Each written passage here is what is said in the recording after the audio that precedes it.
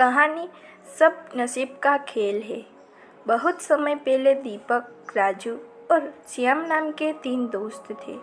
दीपक और राजू बहुत अमीर थे, जबकि श्याम बहुत गरीब था। जब उनके पास कितने पैसे थे, इस बात को लेकर 3 दोस्त अलग थे। हालांकि वे एक दूसरे की कितनी परवाह करते थे कि वे हमेशा मदद के लिए तैयार रहते थे।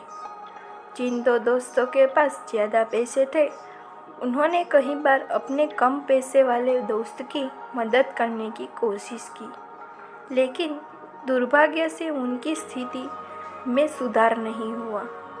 श्याम को अपनी बारी का इंतज़ार करना पड़ा, और यह सिर्फ किस्मत की वजह से नहीं हुआ था। तीनों मित्र छोटे हो गए। 2 अमीर दोस्तों ने अपना कारोबार शुरू किया और पहले से भी ज़्यादा अमीर हो गए। श्याम होते होते हालात बिगड़ते जा रहे थे।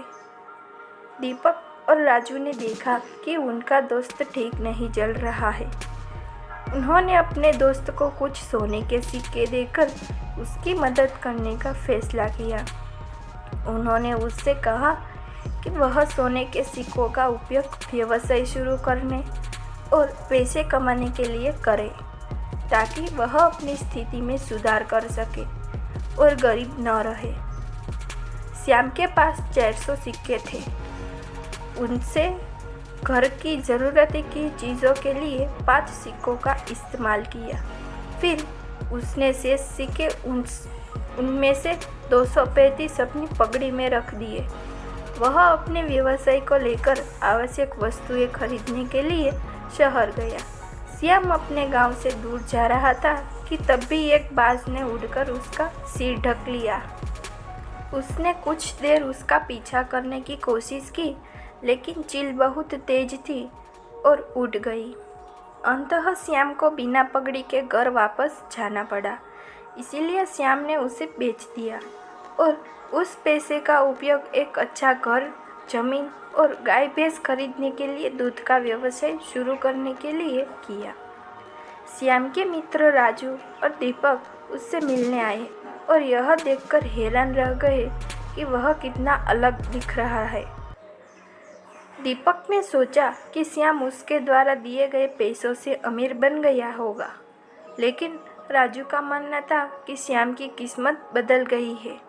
श्याम ने उन्हें अपने खेत और बगीचे दिखाए, जहाँ कुछ बच्चों ने गलती से एक चिड़िया का घोंसला गिरा दिया, जिसमें सोने के सिक्कों का वही गट्ठर था जो एक चील ने पहले श्याम के सिर से ले लिया था।